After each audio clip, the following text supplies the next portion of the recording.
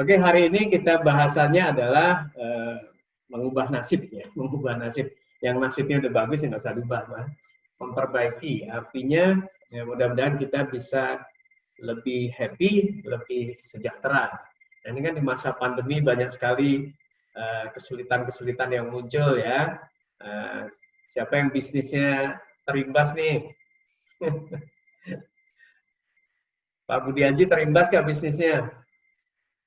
Terimbas ya. Mas Hari rumah sakit malah laris ya. Hah? Langsung jalan terus pokoknya.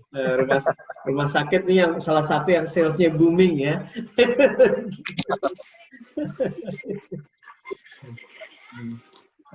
Baik, jadi kita mau berpikir pelan-pelan di sesi ini, malam mingguan ini, pelan-pelan mencermati sebenarnya bahagia itu seperti apa, kemudian termasuk nanti bagaimana meningkatkan kesejahteraan gitu ya, terutama pandemi dan ke depan.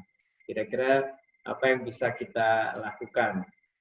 Nah, saya mau buka slide teman-teman.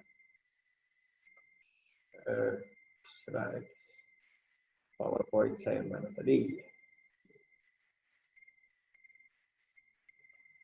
Mengenai, saya ada tanya dulu, teman-teman tolong jawab di chat ya. Risiko terbesar hidup itu apa ya teman-teman?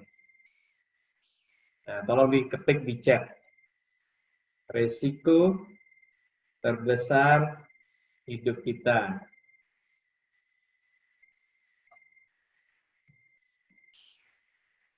Nah, meninggal dunia, oke. Seperti ini lagi.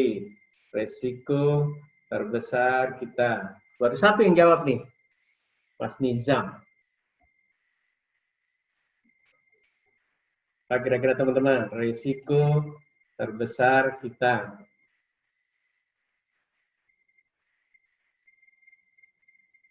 Ya, apalagi hilangnya kesadaran, kehilangan makna hidup, tidak bahagia, bangkrut, ya, kata Mas Ari. Oke. Apalagi nih? Ayo yang lain mana nih? Aktif, ya, 24. Risiko nggak punya harapan. Ini Pak Afianto cocok nih Mas Andra Donata dengan bukunya. Oh gitu ya. Risiko terbesar ketika hidup tidak bisa berkontribusi dan sia-sia. Oke, Pak Freddy. Nggak punya harapan. Kehilangan makna hidup. Ya, ada lagi nggak nih? Meninggal dunia. Oh, Mas Nizam meninggal dunia. Idem, oi. Idem kemana Mas Rian? Hah? Idem kemana? Tidak bahagia berarti ya. Oke, bangkrut ini tidak punya tujuan, nggak punya harapan. Su'ul khotimah. Wah, Fatah Aziz mana nih? Mantap. Kurang bermanfaat bagi orang lain. Kehilangan yang dicintai. Oke. Kalau saya usulkan gitu ya. Satu, ya bukan usul ya. Coba Anda renungkan. Resiko terbesar manusia hidup adalah mati masuk neraka. Siapa yang nggak setuju? Resiko terbesar orang hidup mati masuk neraka. Siapa yang nggak setuju?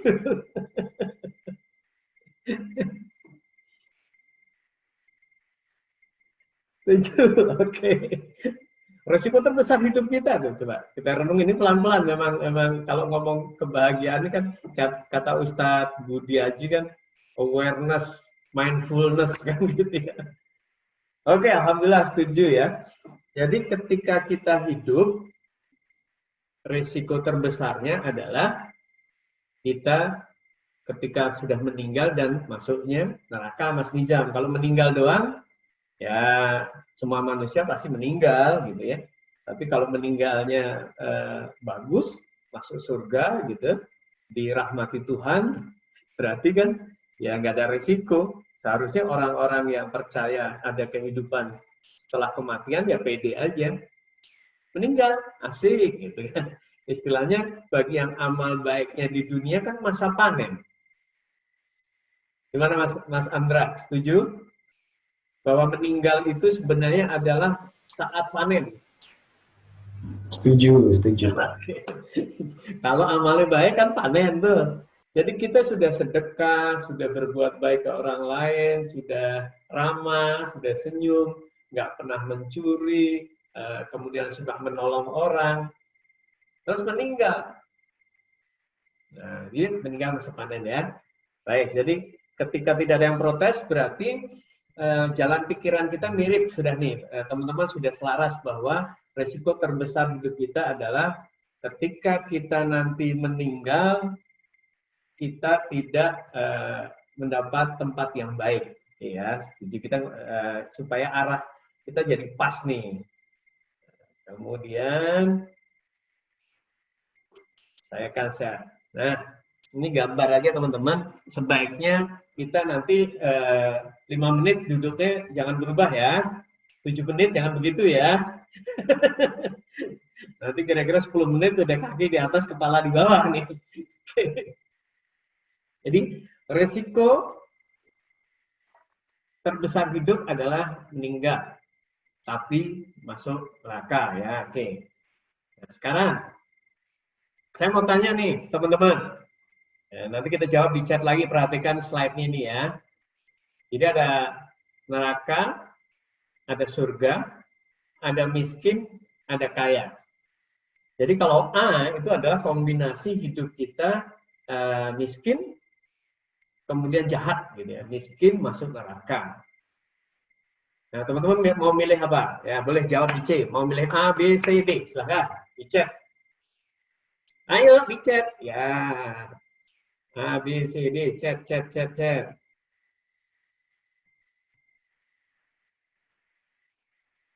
Stop sharing ya. Saya baca dulu chatnya.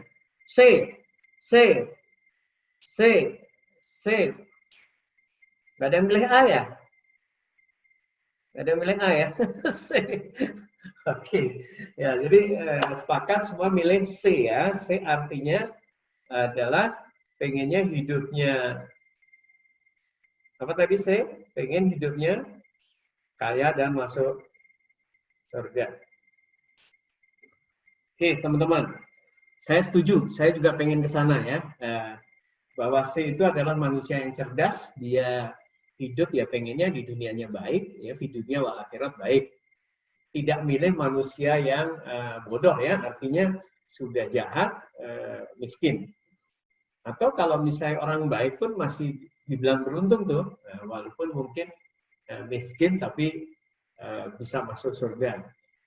Atau kaya tapi jahat, ya, pengedar narkoba gitu ya. Jual minuman keras, perampok, itu bisa saja ketua gangster segala macam bisa kaya. Jadi tetap aja manusia merugi. Jadi ketika teman-teman sudah sekarang punya keinginan C sama, ini udah kompak nih seluruh peserta. Pertanyaannya jadi begini, mau lewat mana? Ya, tolong Anda teman-teman bikin rute ya. Mau lewat mana? A, B, C atau A, B, C? Ya. Jadi mau lewat mana? Nih. Mau lewat mana? Jalur merah atau jalur hijau? Silakan jawab lagi. Jalur merah atau jalur hijau? Silakan teman-teman buka chatnya lagi ya. Stop chat. Jalur merah atau jalur hijau? Ya, gambarnya jelas ya. Bahwa hijau adalah naik dulu, atau merah adalah ke kanan dulu, kaya dulu. Kalau hijau, baik dulu. Ya, saya stop lagi. Nah, kita bahas di chatnya jalur hijau. Oke. Nggak ada yang pilih jalur merah? Jalur merah 3. Hijau.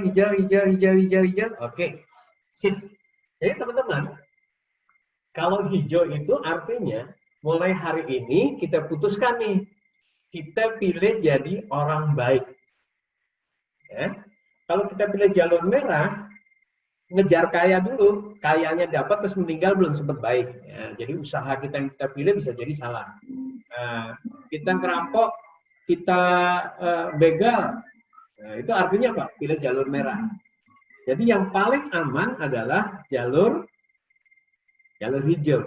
Jadi hari ini yang merasa ada kesalahan, taubat. Yang merasa bisnisnya masih di jalur yang salah, ya sudah nggak usah diterusin. Anda misalnya pengedar narkoba, kalau ada ya nggak mungkin ya ikut diklasin itu. Tapi kalau ini salah nih, jadi kita bisa temui bisnis, termasuk misalnya diskotik segala ya, buat kita itu sesuatu yang mungkin jalurnya jalur merah nih. Jadi kita putuskan mulai hari ini adalah, terutama yang muda-muda, ketika kita bilang jalur hijau berarti baik. Seandainya kayanya nggak tercapai, Anda sudah aman dulu tuh.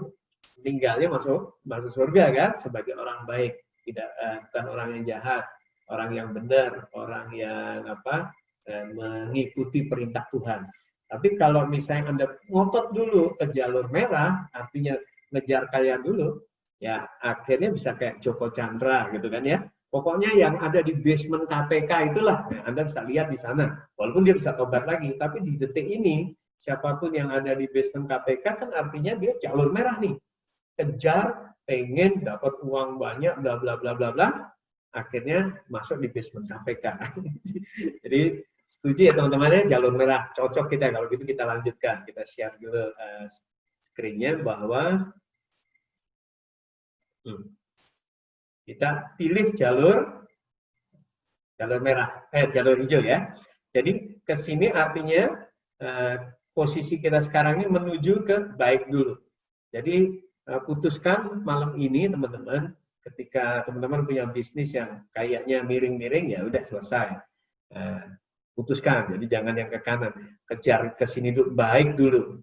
Nah, untungnya adalah semua formula-formula di agama pun diajarkan, setiap kebaikan itu malah ngikutin kita. Jadi ketika kita bisnisnya baik nih, nggak curang, lebih laris. Ya. Ngambil untung nggak terlalu banyak, lebih laris. Kita jujur, lebih dipercaya orang. Kita sangat membantu, lebih mengundang customer. Jadi sebenarnya ketika Anda sudah pilih jalur baik, ingin menjadi baik, pilih bisnis yang baik, cara yang baik, itu sudah merupakan jalur sebenarnya satu, aman dulu, bahwa Anda sudah bertobat terhadap hal yang salah, kemudian formula kehidupan itu mendukung teman-teman untuk menuju justru kaya, gitu ya. Jadi orang kaya itu banyak yang baik. Kalau Anda teliti juga orang-orang itu karena punya kebaikan-kebaikan. Jadi teman-teman, jalur kita adalah jalur hijau. Tadi teman-teman sudah sepakat ya. Oke, saya lanjutkan. Pelan-pelan tapi ini membuat cara berpikir kita. Raise hand. Siapa nih? Ada yang raise hand. Siapakah yang raise hand? Silakan. Udah pernah di jalur hijau, Pak? Dikhianati mulu. Novia Chan.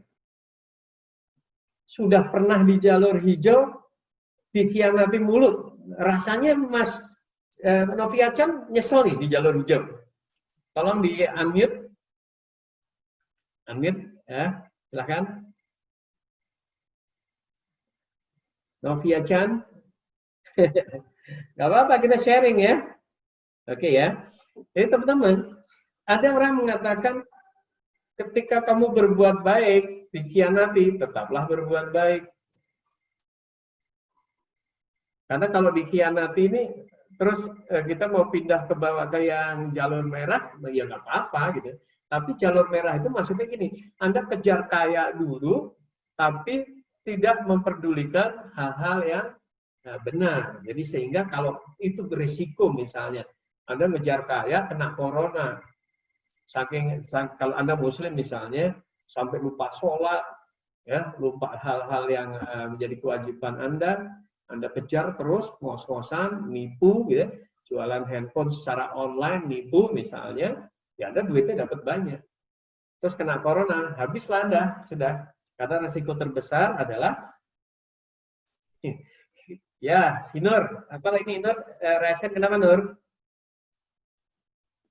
Halo? No, oke. Nur mana Nur? Ada yang raise hand, Nur? Di unmute tekan spacebar bisa, Mbak? Oke ya, kita lanjutkan deh. Ya, teman-teman nanti bisa ini di chatnya. Oke ya. Nah, kita pilih jalur hijau ini, artinya ya kita paling aman nih, aman dan ternyata formula sempurna kehidupan nanti mendukung. Kita lihat pelan-pelan ya. Nah, bahagia. Oke ya, saya kasih bocoran sebentar. Sekarang tolong chat definisi teman-teman bahagia apa. Kan kita mau bahagia nih. Yuk, silahkan ketik chat. Ya, ayo chat malam mingguan. Ya, yang sebelah jangan ganggu dulu. Ya, Novia Chan, ayo bahagia apa? Silahkan chat. Tidak ada beban pikiran, Mas Sandi. Oke. Yuk, ayo Mas Rian, tangannya ngetik chat. Bahagia adalah banget gini. Ayo, aktif. Ya, sehat fisik, matang emosi, luhur spiritual, mantap Mas Andra. Hidup sesuai tuntunan, mantap Mas Yudi. Bisa bersama orang tersayang. Oke. Wah, kasihan yang kerjanya jarak jauh nih PJKA ya. Tenang dan bisa bersyukur. Dimas, mantap. Ayo. Bahagia. Ya menurut Anda nih. Kok baru 3 orang ya? Woi, yang lain kemana woi? Mas Syari kemana Mas Syari? Ya, chat. Mas Rian. Bagi dong ilmunya biar melengkapi. Kelas ini jadi lengkap. Bahagia adalah nggak ada yang salah loh ya teman-teman ya. Menerima apa yang sudah diberikan Tuhan. Ya, oke. Tenang dan bisa bersyukur. Oke. Bebas. Abdal, bebas apa, Dal? Nyaman bersama keluarga. Oke ya, oke sip. Nah, nanti teman-teman kalau ada yang kalau nggak cocok dengan yang definisi ini boleh kita share lagi ya. Oke. Nah, ini kita lihat. Bahagia, kan kita semua pengen bahagia tadi ya. Bahagia yang jadi landasan bawahnya adalah spiritual. Jadi sebaiknya orang itu kalau mendapatkan kebahagiaan yang sempurna adalah secara spiritual dia bahagia. Apa itu? Artinya dia merasa dalam hidupnya ini sudah tidak melakukan hal-hal yang bertentangan dengan keyakinannya. Ya, monggo ya, nih, agama kan macam-macam di sini, ada yang Islam, ada yang Katolik, ada yang Buddha ya. Jadi secara spiritual ketika manusia itu sudah sangat misalnya tidak taat, tidak takwa ya. Coba agak sulit orang mengatakan bahagia ketika dia habis membunuh. Saya mau tanya nih teman-teman, kira-kira Gilang si tukang bungkus bahagia nggak sekarang? Ya nggak bahagia ya lo ya. Baik dia secara spiritual kan dia tahu itu salah. Dia tahu. Joko Chandra bahagia nggak? Ya nggak bahagia. Secara spiritual dia juga tahu nih, wah saya melakukan hal yang tidak sesuai dengan ajaran. Jadi teman-teman, ketika orang ingin mendapatkan kebahagiaan, dasar yang kuat adalah secara spiritual kita berada di jalur yang kita yakini benar ya. Jadi kalau bagi Anda yang Muslim minimal nih standarnya ya yang wajib-wajib misalnya sholat 5 waktu sudah dijalanin. Coba kalau Anda belum sholat 5 waktu, pasti nggak bahagia tuh. Ada perasaan nggak tenang, duit Anda sebanyak pun dah, kok nggak sholat. Atau Anda boleh interview deh para PSK. Ya, orang-orang psikologis kan suka itu tuh ngadain survei tuh. Apakah mereka bahagia? Ya, tanya ya yang kemarin ketangkep tuh 2 orang yang mahal tuh 20 juta, 30 juta ya. Tanya apakah dia bahagia? Pasti ada sesuatu yang memberontak karena di dalam diri manusia udah ada alarmnya. Di dalam diri kita tuh sudah ada alarmnya ketika kita melakukan hal yang salah pasti nggak tenang. Makanya benar tadi siapa yang nulis bahagia itu tenang, ya. Bahagia itu bersyukur, ya. Itu berarti secara spiritual. Jadi teman-teman, untuk menggapai kebahagiaan hidup berarti yang paling dasarnya, yang spiritualnya dirapiin. Nah, di sini ada Ustadz Budi itu ya, Master Mindfulness sekaligus Ustadz. Gitu. Nanti bisa Ustadz Budi sharing bahwa ya secara spiritual ada manusia itu kebutuhan itu. Kemudian naik teman-teman. Syarat berikutnya, secara emosional. Secara emosional yang membuat bahagia itu benar yang teman-teman tadi sudah ketikkan bahwa bersama keluarga, dicintai. Nah, sebenarnya kebutuhan manusia itu salah satunya memang dicintai. Yang bikin happy itu sebenarnya dicintai. Dicintai bukan dalam arti pasangan aja ya. Mungkin Anda bisa berbuat baik dengan lingkungan, lingkungan mencintai Anda. Anda berbuat baik dengan teman sekantor mencintai Anda. Nah, kebutuhan ini akan melengkapi kebahagiaan Anda. Jadi, secara emosional kita ini dicintai dan mencintai. Kemudian, di level berikutnya adalah fisik dan material. Jadi, memang naif ketika spiritualnya oke, emosionalnya oke, tapi ya mungkin secara fisik sakit-sakitan atau secara material kekurangan, itu pasti akan menjadi gangguan tersendiri. Tetap membuat kebahagiaannya tidak sempurna ya. Walaupun ya kalau para sufi, ya saya punya buku sufi itu kalau dibaca ada kisah seorang yang nangis gara-gara hari itu lupa makan garam. Ya Allah, sudah saking nikmatnya hidupku kok sampai aku berlebihan, jadi makan garam aja berlebihan. Makanya kalau dalam bukunya Pak Sopa itu manajemen pikiran dan perasaan, bisa bahagia dalam 1 detik. Itu artinya memanage pikiran kita dan perasaan kita supaya penuh syukur dan segala macam bisa langsung bahagia. Jadi oke, teman-teman sampai di sini pelan-pelan nih, pelan-pelan. Oke. Mohon maaf Pak, sepertinya ada yang trouble untuk join. Oh, oke. Siapa ini? Nggak muncul ya. Coba lagi. Ini ya, yang trouble untuk join, tolong kasih tahu di WA tuh kalau ini supaya pakai link yang belakangan. Oke, link belakangan ya di WA. Terus siapa lagi nih? Oh, ini Mbak Cumeroh ya. Mbak Cumeroh kasih tahu ya di WA grup aja. Oke, jadi teman-teman. 1, 2, 3, layer spiritual, layer emosional, layer material. Biasanya yang menarik nanti kita bahas ya layer materialnya. Biasanya orang akan bersemangat ketika, ayo kita mendapat masif income, mendapat income yang deras, dikejar-kejar duit, gitu ya. Ya boleh, ya wajib juga.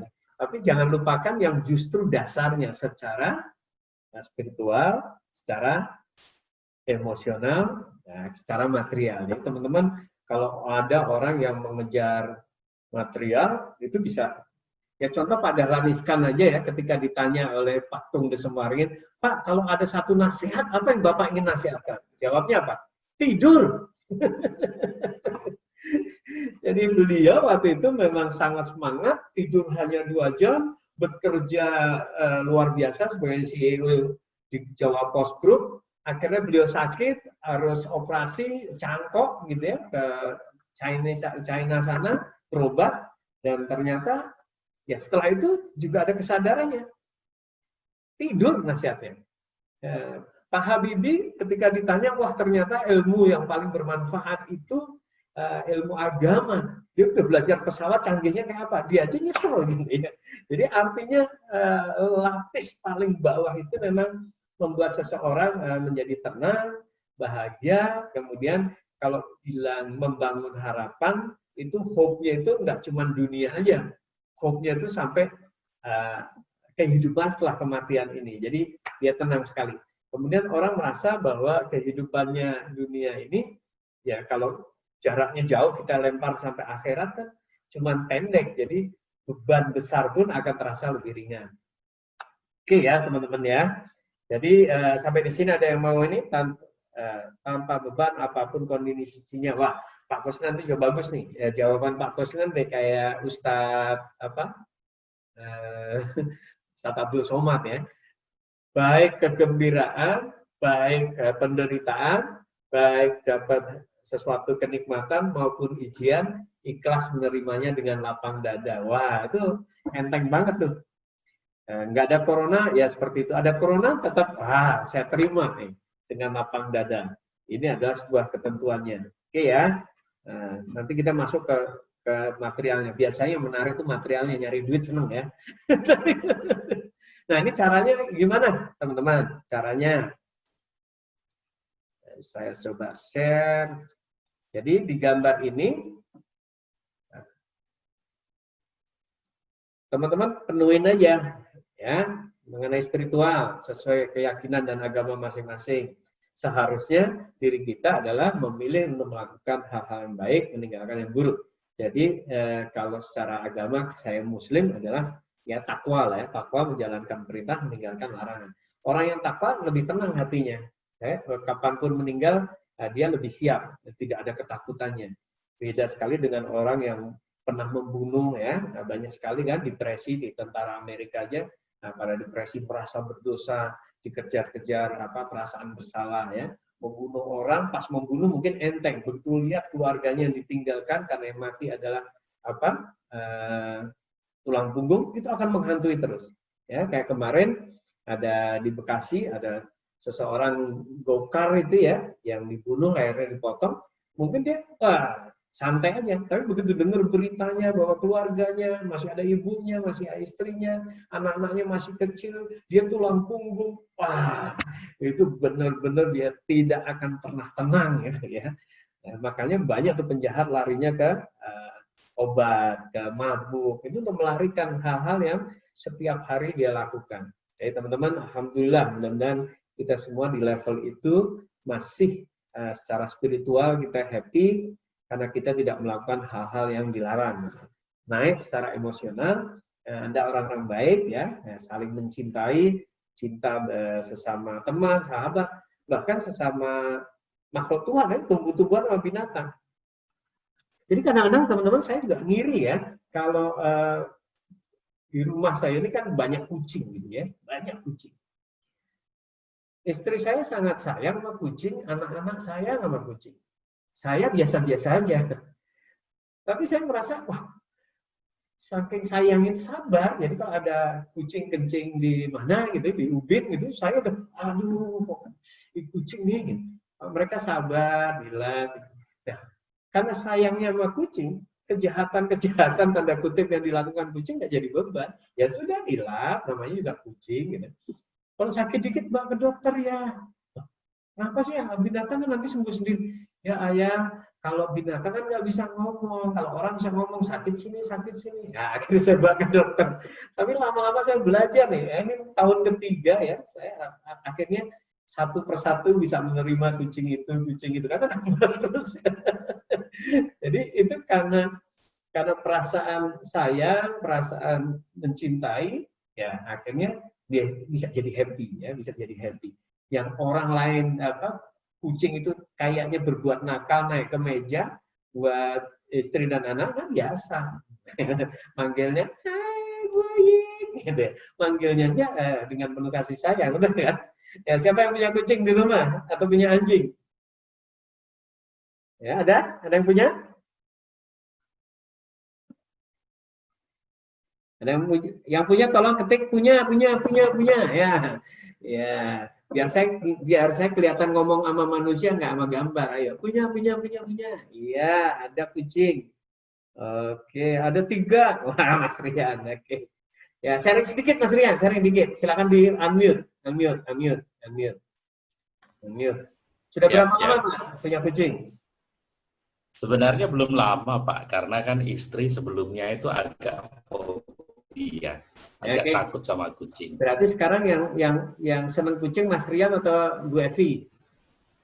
Malah istri yang sekarang lebih suka. Senang. Oke ya. Kalau kucingnya pipis di kursi apa yang dilakukan?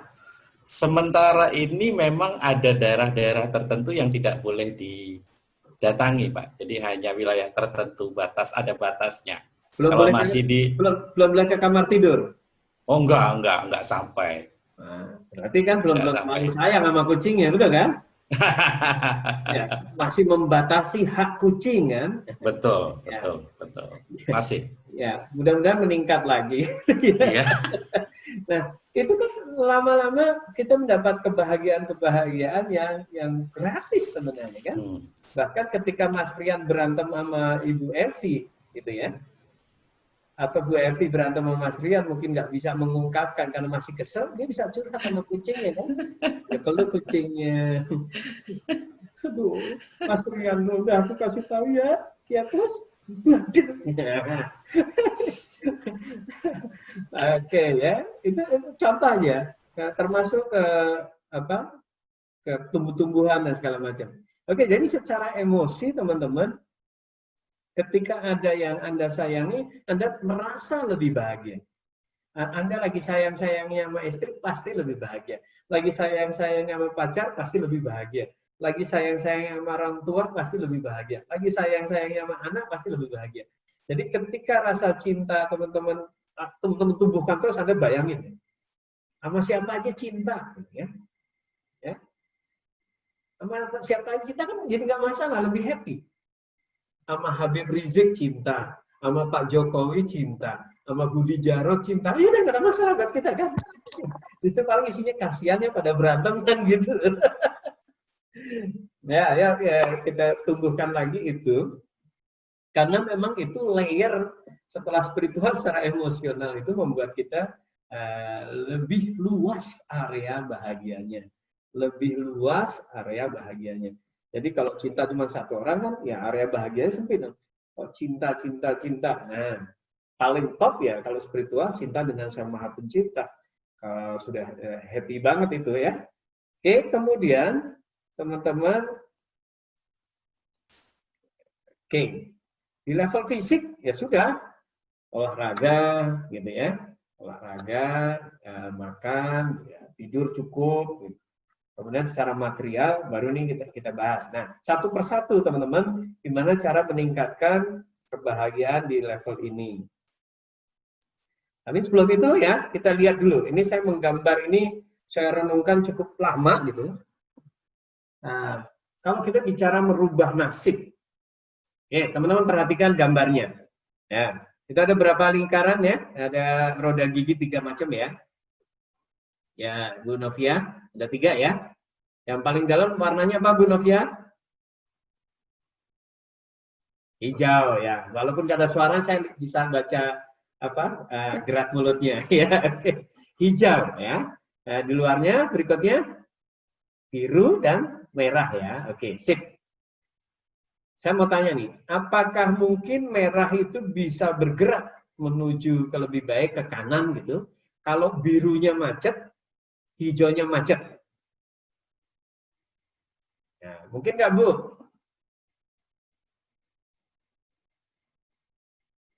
Mungkin nggak, teman-teman? Ya, jawab lagi di chat aja ya. Nah, mungkinkah roda merah bergerak, roda biru bergerak ketika roda hijaunya nggak mau bergerak? Mungkin nggak? Saya lihat chatnya ya.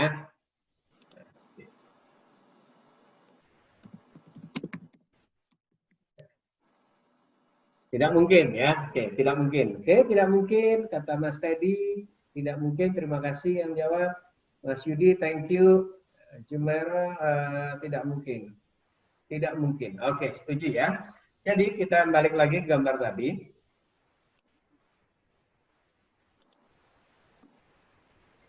Tidak mungkin roda merah bergerak kalau roda biru macet atau roda hijau macet. Nah, artinya sebenarnya sama. Jadi kita sebagai orang beriman nomor 1 adalah ya sudah, namanya takdir itu ada. Nasib ya. Kita nggak usah perdebatkan takdir nasib ya, kira-kira gitu.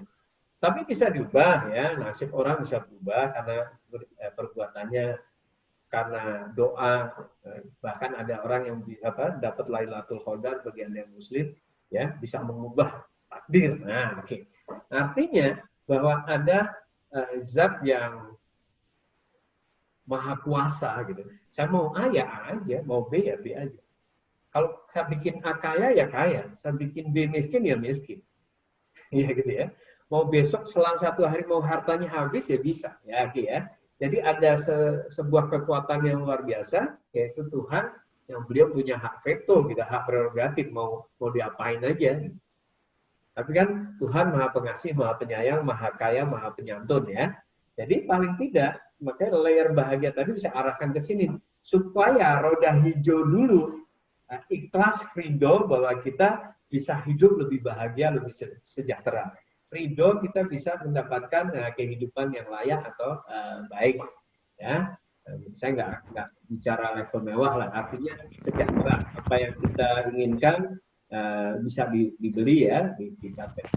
Kemudian yang biru teman-teman, yang biru itu adalah ya hukum-hukum yang berlaku ya, hukum sebab akibat, tabur tuai dan segala macam.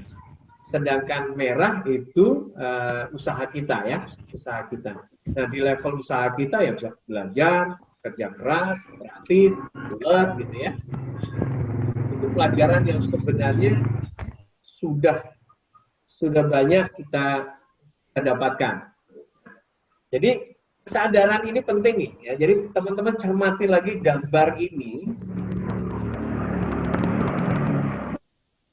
Cermati lagi gambar ini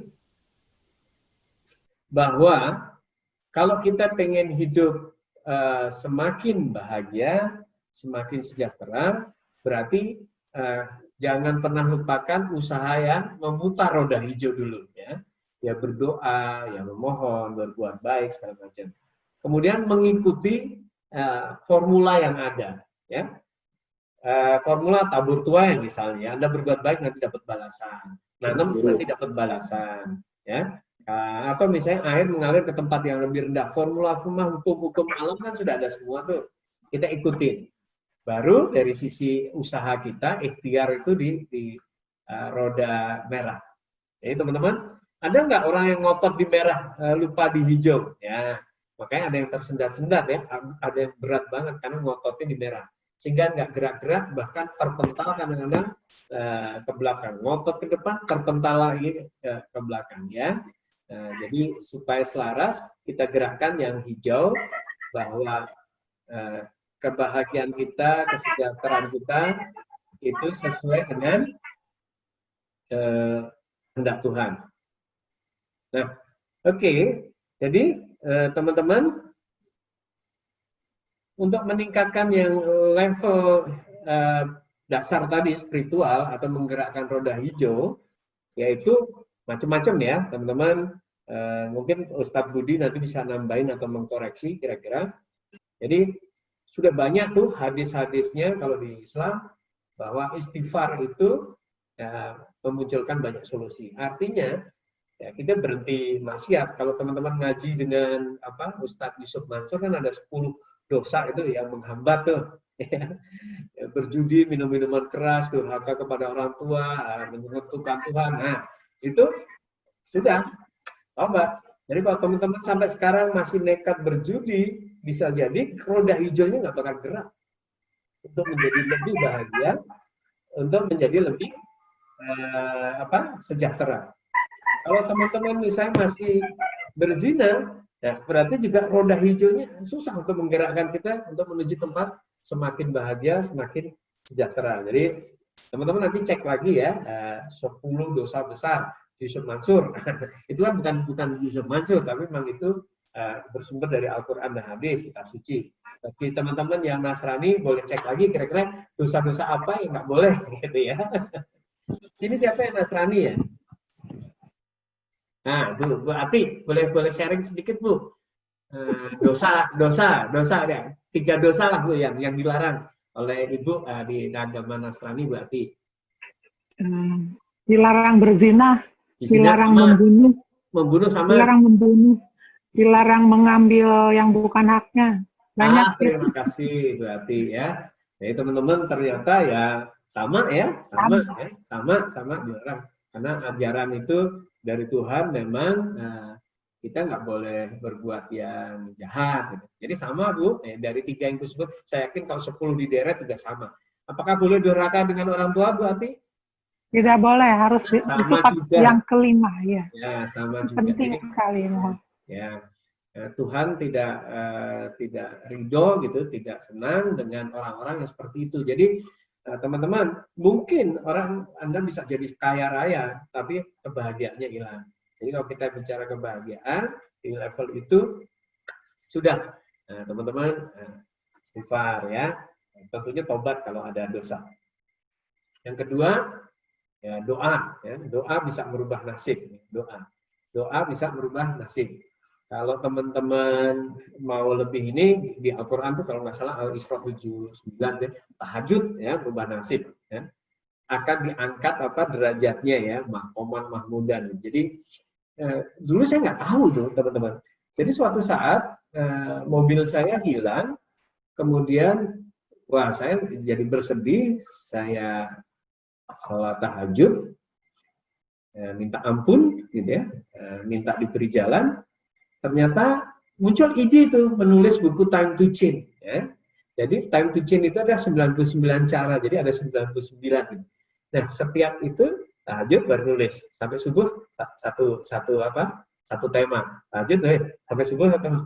Ya kita nggak pernah tahu ternyata buku itu jadi dicetak di Gramedia, dijual di Gramedia, ada nomor handphone, ada email, banyak undangan training, nasib saya jadi berubah. Akhirnya saya jadi keluar dari perusahaan untuk menjadi trainer ya full time. Itu ya, setelah sekian jalan gitu, ini toh gitu. Kayaknya gara-gara itu tuh gitu. Jadi kalau teman-teman punya masalah bisa lari ke situ tuh. Kita akan diangkat derajatnya, nggak tahu, kita sendiri nggak tahu setelah ini, dulu pantas gini. Ya istilahnya kalau waktu di kantor itu untuk dapatkan satu mobil nunggu 5 tahun kan ya, COP ya, car ownership program, ini bisa lebih mudah. Gitu. Jadi teman-teman bisa itu. Sedekah, ya, saya nggak bahas detailnya karena kalau teman-teman mau buka YouTube-nya Yusuf Mansur banyak itu sedekah, derma, memberi, ya, memberi itu akan mendapat balasan. Kemarin saya dengar juga dari Ustadz Adi Hidayat, pokoknya dapat rezeki berapa sisihkan aja, ya. Nanti kamu akan mendapatkan balasan luar biasa, ya. Teman-teman yang ini bisa di mute ya, oke.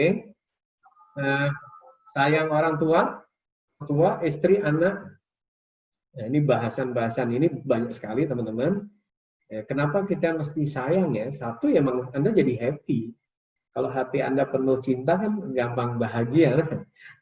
Coba ada seorang pedagang ketan gitu ya, ketan juruh di Jogja atau di mana tuh. Setiap laku dia teteskan gula itu di sampingnya. Ternyata gula itu dirubung semut, dibakar. Gitu. Terus ada orang yang merhatiin, Bu kok setiap ibu ini suka netesin gula sih?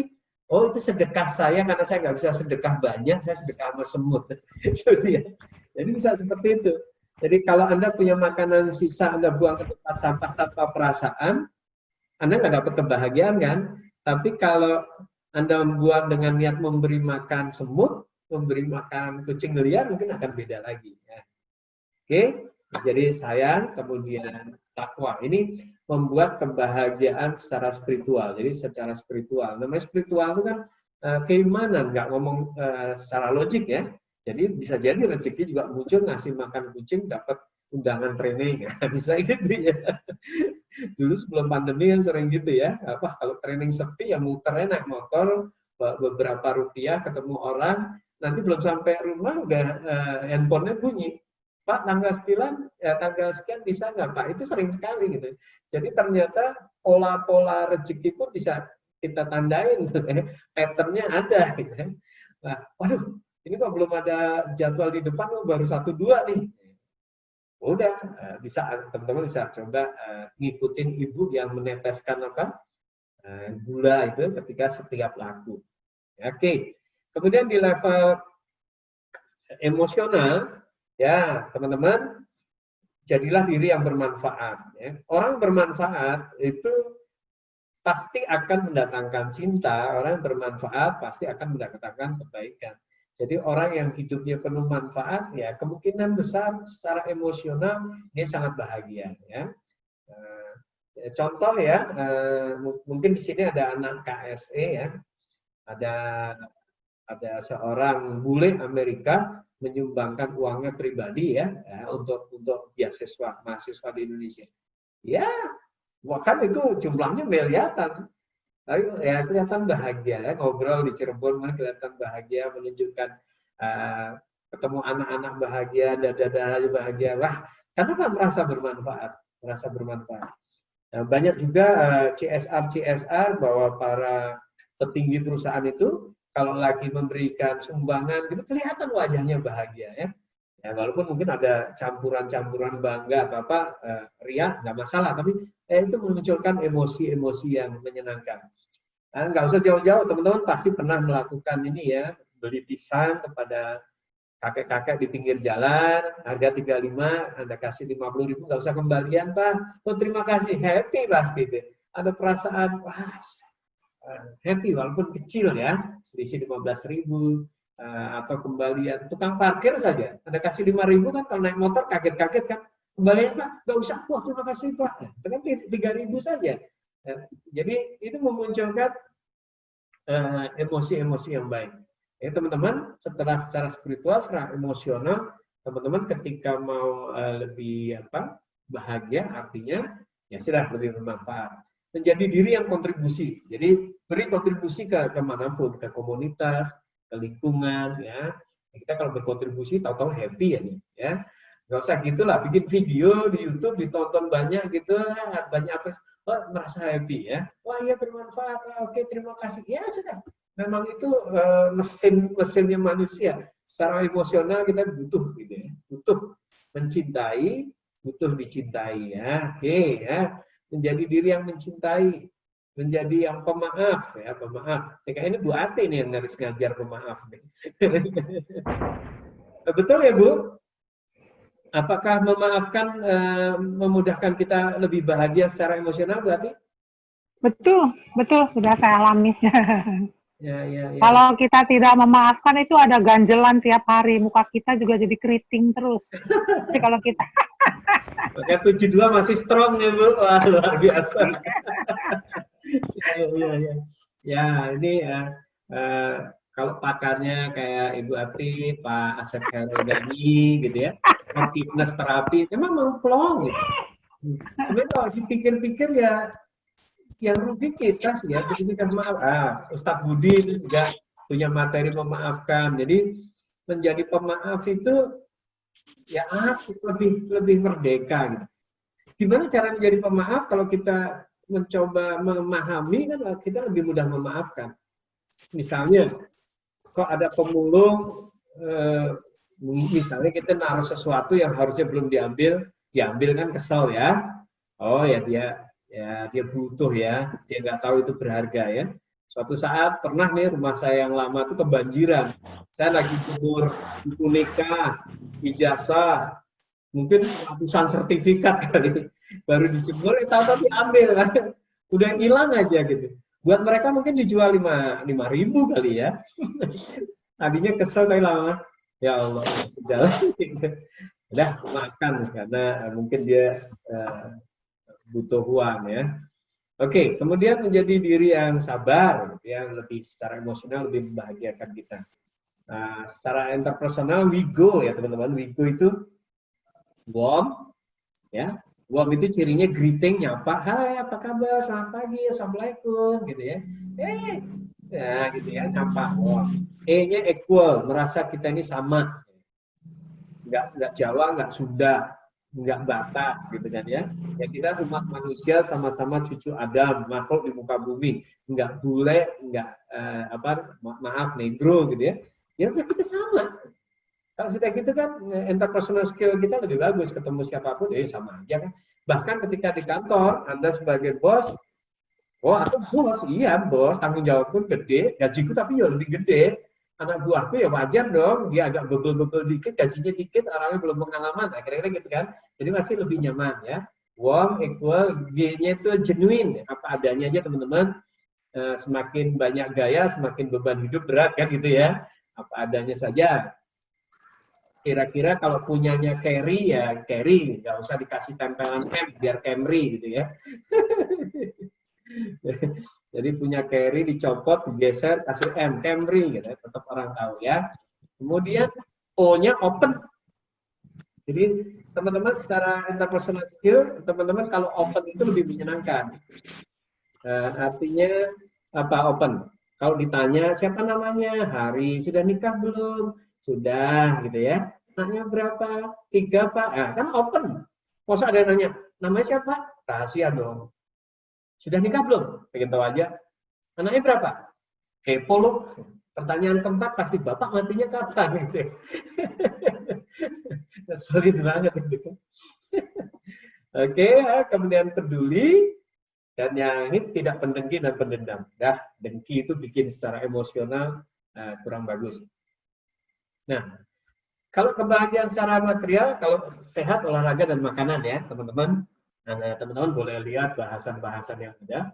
Baik, olahraga dan makanan. Nah, Mas Andra tuh olahraga, angkat beban, lari, ya, makanan. Kalau saya, alhamdulillah, dulu sebelum pandemi rutin Sabtu Minggu bisa olahraga futsal. Sekarang tiap hari olahraga basket ya dengan anak saya. Jadi nemenin ya sebenarnya. Tapi ya keringetan ya gobior, jadi minum air putihnya jadi segar gitu ya karena nemenin. Oke, nah secara penghasilan ini jadi problem kita teman-teman di pandemi itu hampir semua ya. You are not alone, semua terdampak. Semua mendapatkan apa? Akibat COVID ini. Jadi, bagaimana untuk mendapatkan kesejahteraan secara material? Yang pertama, memiliki penghasilan yang stabil. Jadi, teman-teman lebih bersyukur sekarang ini kalau Anda pegawai, ya, kantornya nggak tutup. Itu masih stabil. Bahkan Rasulullah pun pernah menasihatkan ya, walau sedikit tapi acek gitu ya. Wong Jawa kan. Kenapa? Karena dengan stabil pendapatan itu orang akan mengukur kemampuannya kan. Daya belinya, pola konsumsinya. Nanti begitu pengumuman tahun depan naik gaji, udah naik juga, ikutin juga.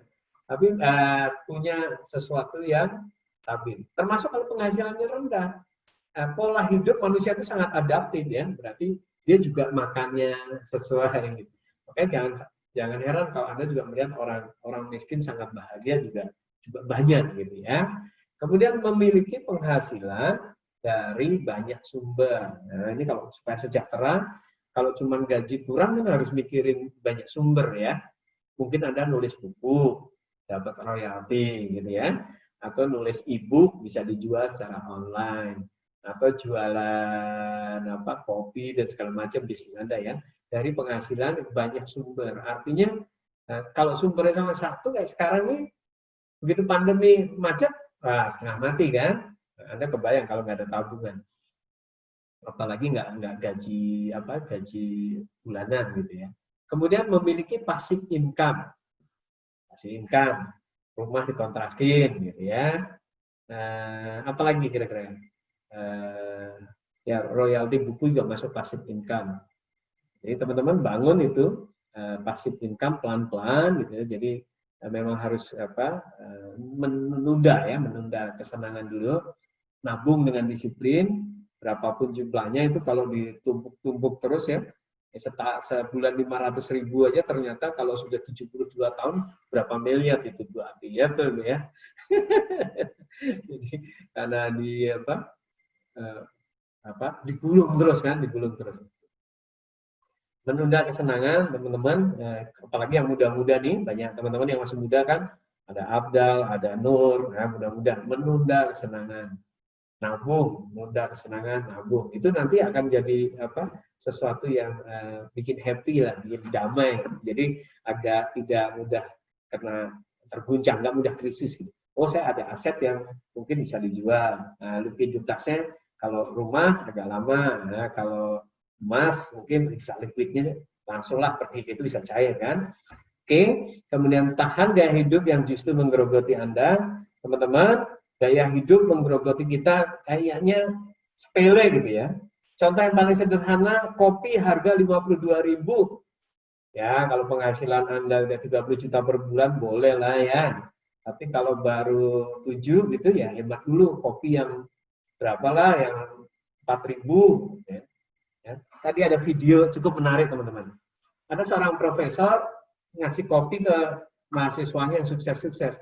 Cuman dari teko itu disediakan cangkir yang macam-macam. Ada yang cangkir mewah, cangkir bagus, cangkir indah, cangkir sederhana, sama cangkir yang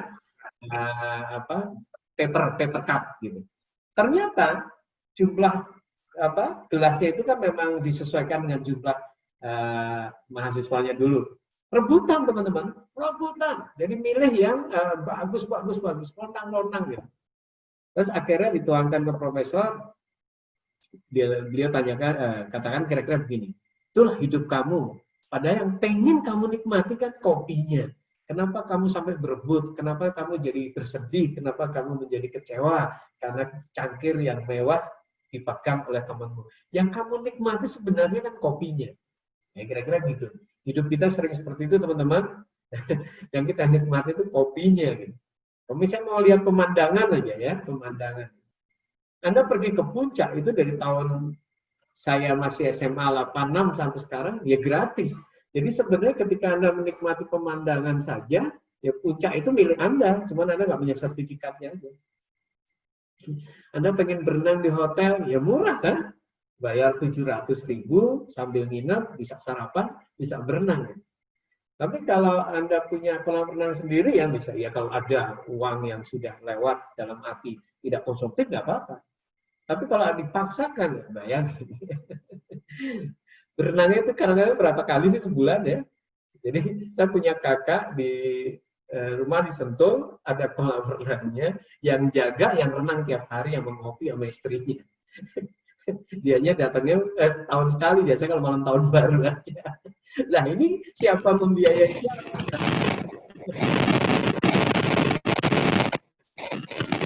Ya, ini siapa ya? Nah, oke ya. Jadi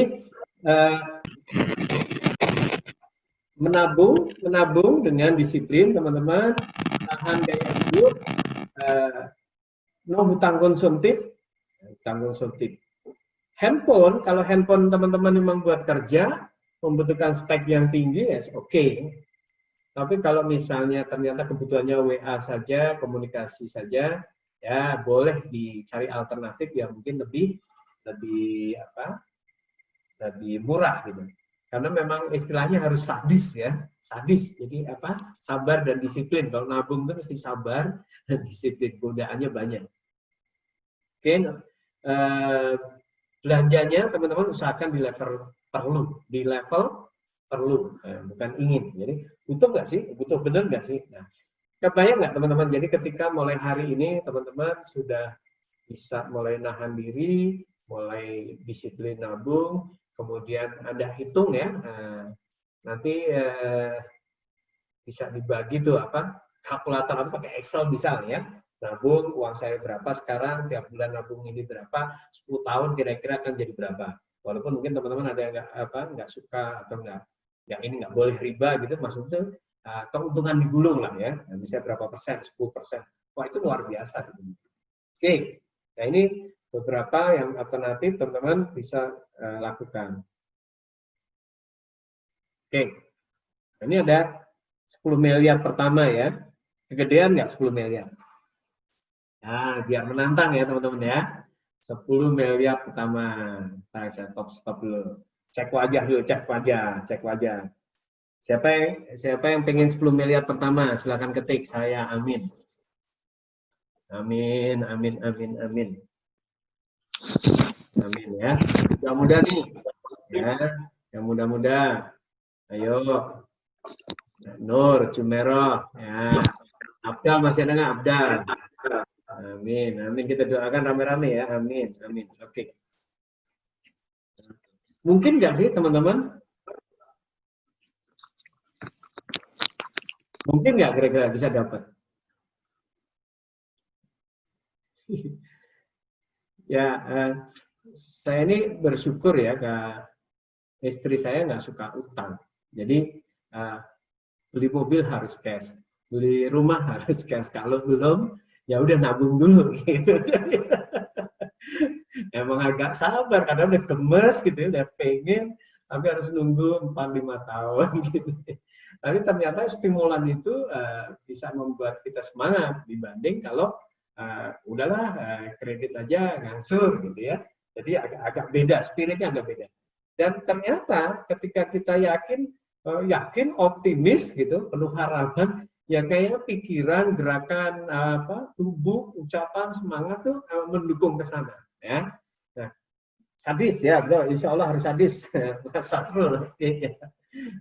Sadis ya.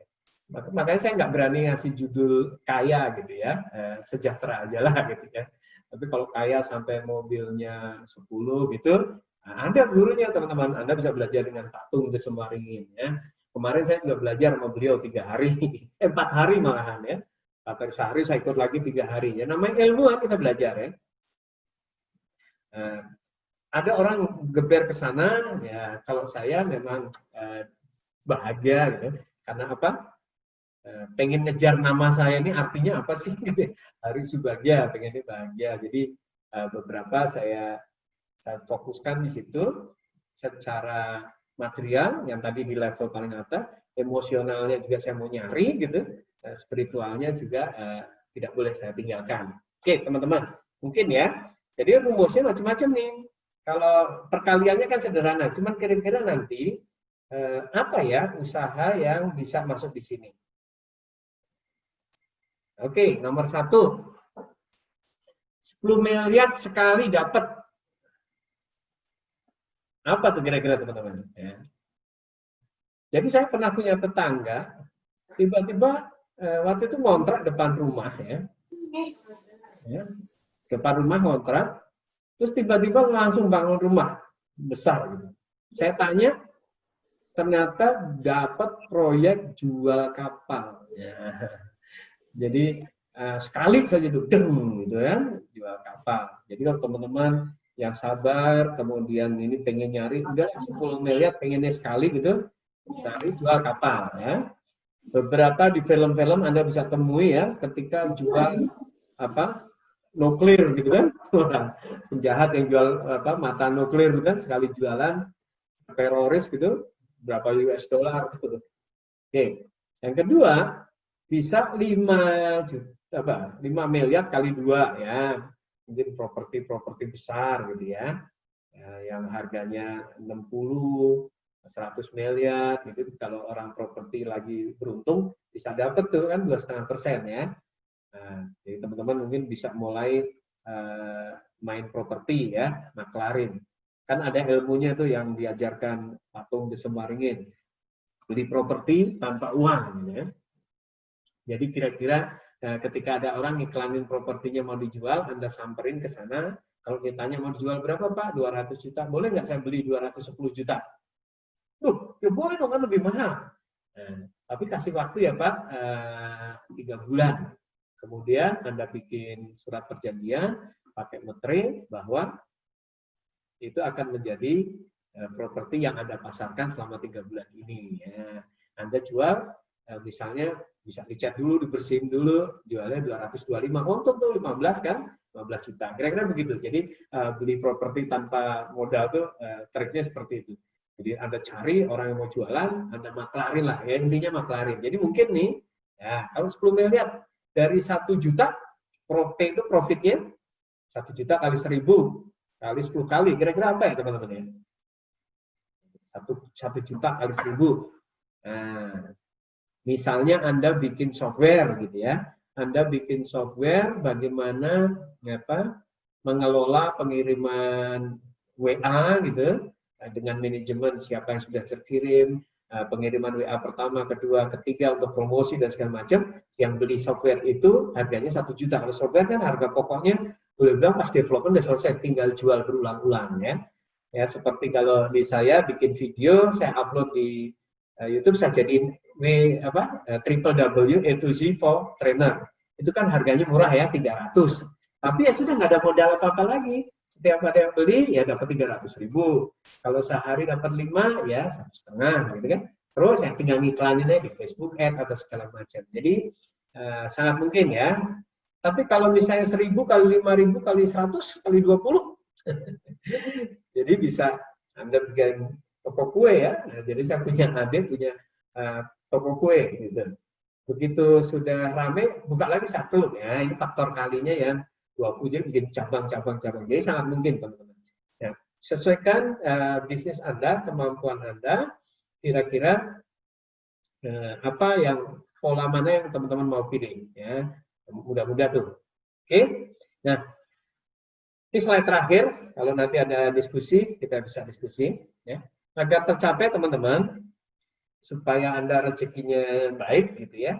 Tadi ya tentu tetap ya, roda hijaunya oke, roda birunya oke, spiritualnya oke, emosional oke. Jadi satu, apa kehebatan Anda, atau apa kehebatan produk Anda, apa nilai tambahnya. Harus dicari, harus di-create. Kalau nggak punya nilai tambah, ya susah ya. Dalam arti rata-rata, artinya bisa susah jual banyak, atau susah membuat harga yang baik ya. Jadi harus ada nilai tambahnya. Misalnya kalau saya di dunia training, nilai tambah saya adalah pengalaman kerja ya.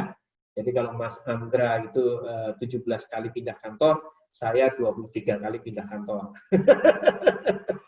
Mas Andra kesaingan Mas ya. Kemudian itu jadi nilai tambah. Beberapa kali kantor saya adalah sebuah konsultan, software house. Jadi satu kantor itu menangani banyak kantor.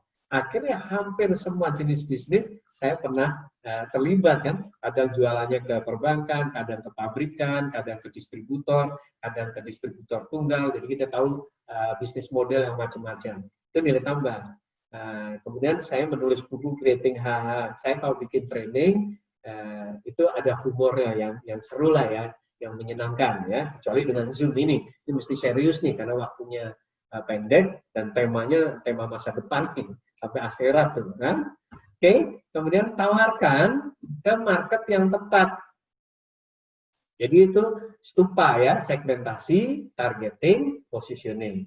Jadi produk kelebihan Anda apa? Tawarkan ke market yang tepat. Oke, sesuai ya. Kalau ada jualan kopi, ini kopi marketnya apa nih ya? Kopi gayung, cocoknya jual kemana ya? Jadi Anda bisa jual ke perorangan, Anda bisa suplai ke kafe-kafe ya. Ada sahabat itu yang suplai kafe itu Pak Agustian ya. Ini teman-teman ada yang pernah ketemu ya. Beliau mensuplai produknya ke kafe-kafe ya, tidak ke end user. Itu contoh ya. Kemudian ke orang yang banyak. Jadi kalau Anda belum punya produk, mulai mikir nih, produk punya nilai tambah, kemudian di market dipasarkan ke segmen yang oke dan marketnya banyak, ya. Oke. Kemudian temukan cara memasarkan yang benar. Nih, cara memasarkan yang benar segala macam itu ilmu tersendiri ya teman-teman ya. Banyak tekniknya. Sales ada mind programming for selling. Ya nanti bisa teman-teman lihatlah saya share linknya untuk teman-teman.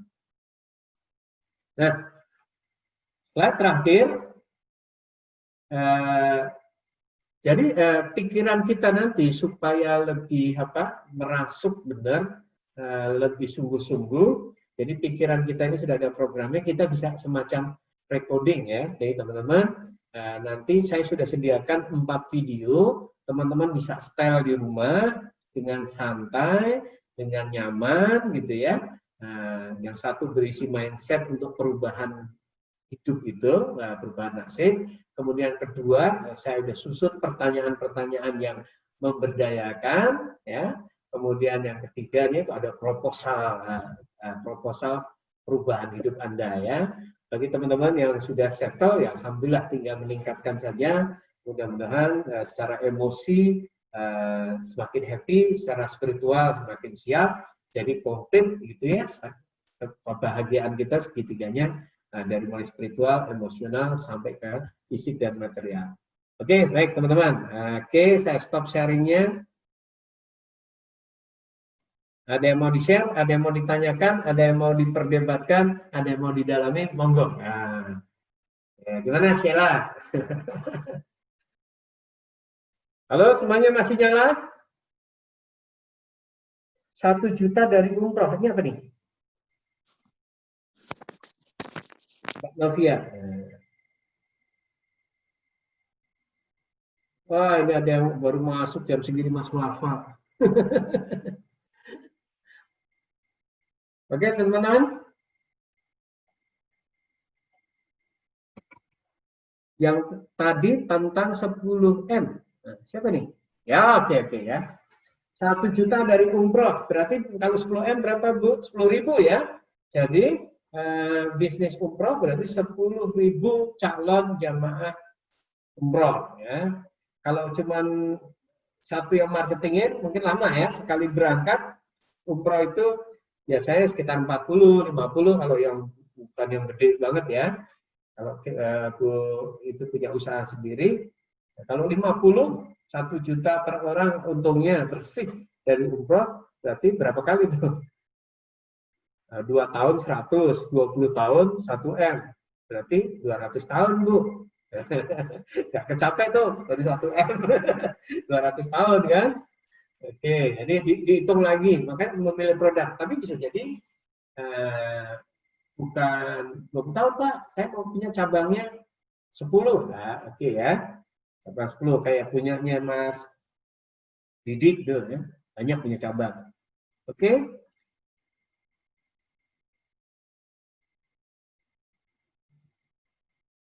Udah pada hilang ya, Mas Andra masih. Oke, teman-teman. Tadi dicatat ya, linknya ketik di sini deh biar bisa di copy paste. Itu tadi print screen aja.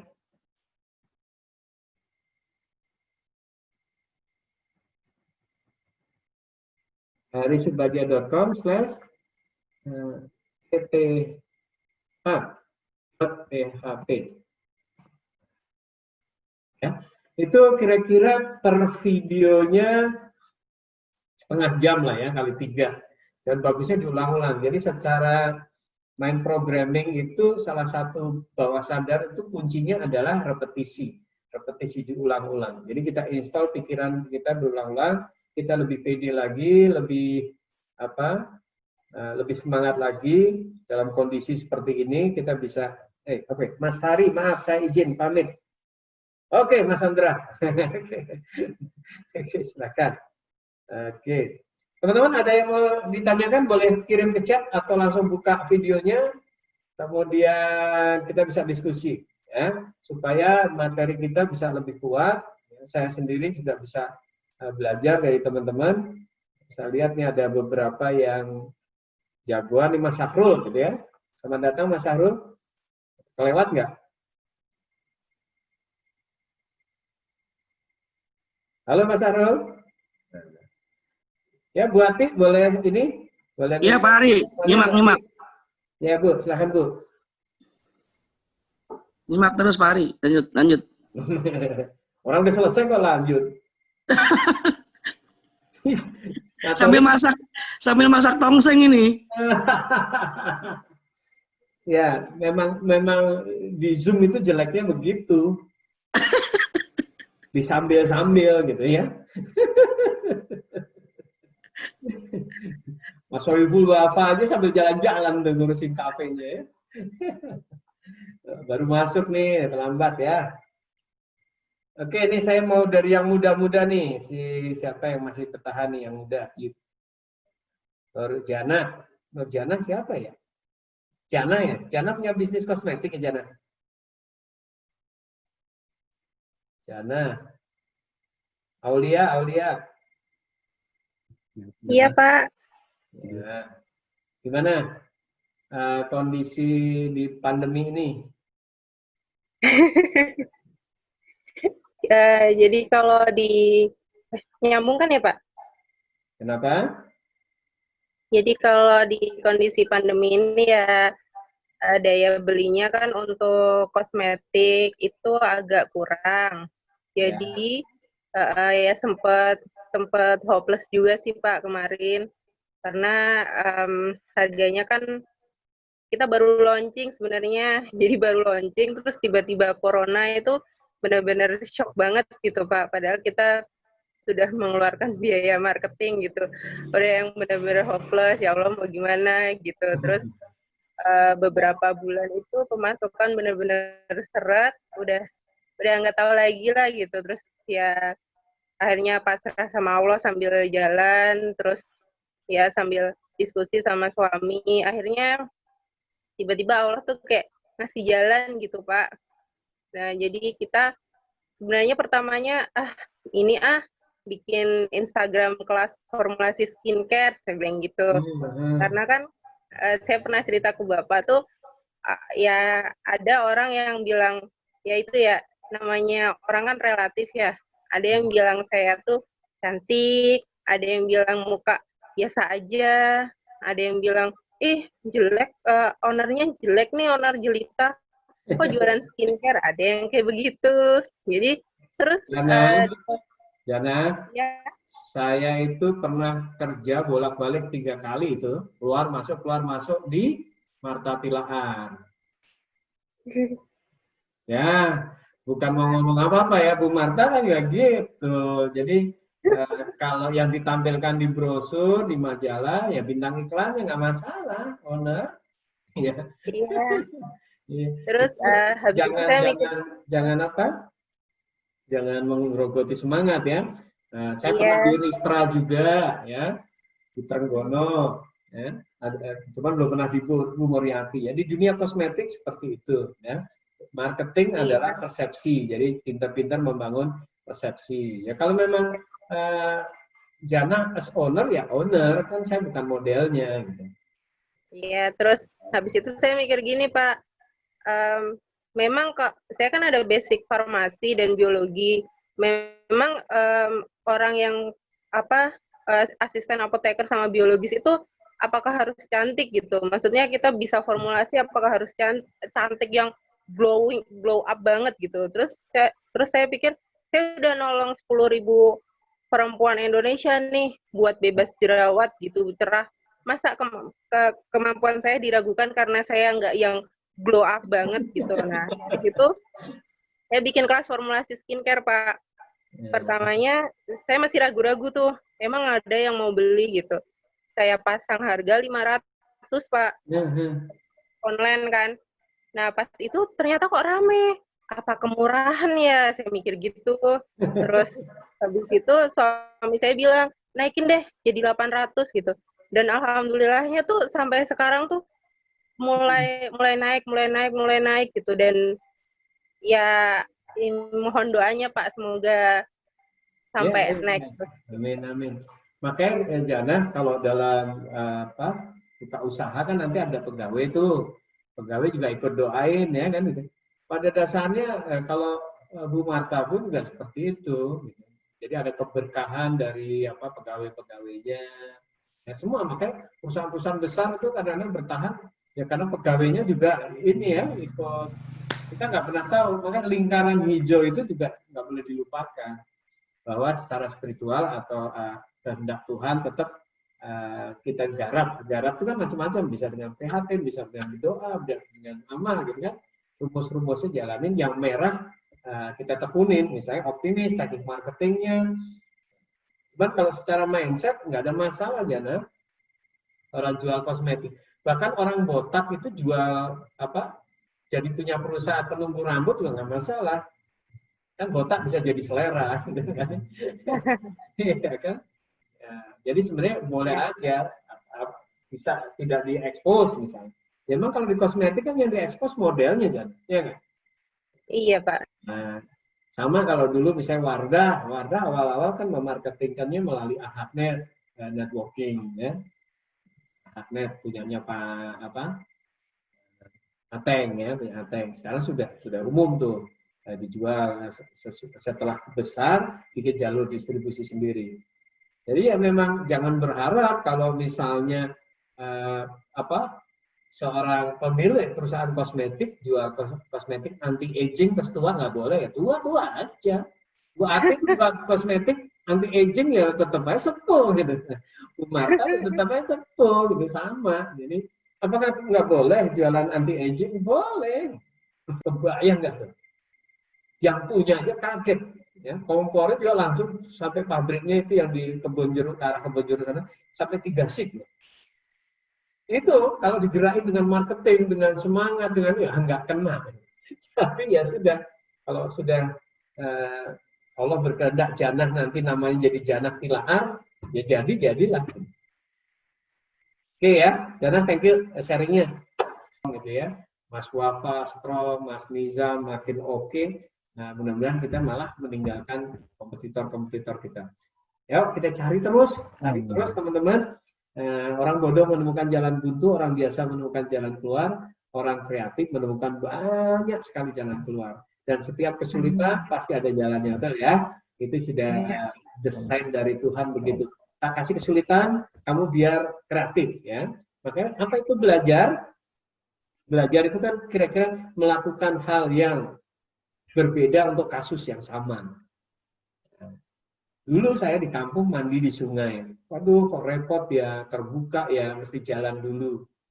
Kalau gitu, kita bikin sumur, kan gitu ya.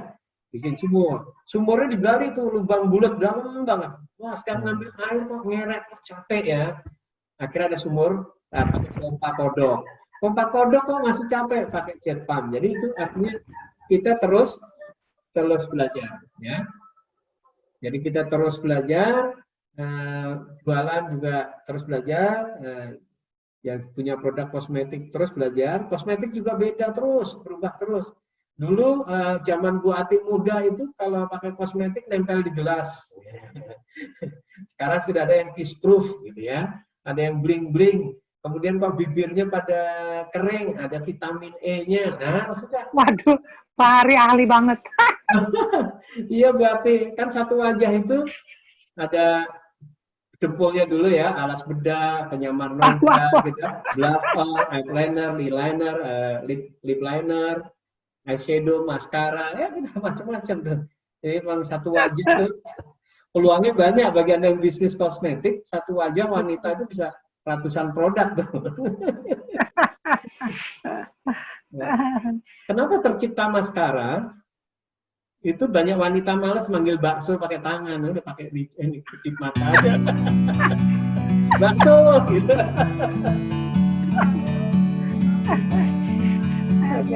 Oke, baik teman-teman, selamat malam. Terima kasih banyak. Mudah-mudahan sehat selalu. Assalamualaikum warahmatullahi wabarakatuh. Terima kasih Pak. I'm just sitting I got time. Terima kasih banyak. It's clear to see. Izin pamit ke. Assalamualaikum. Iya, monggo. Waalaikumsalam, Delakan.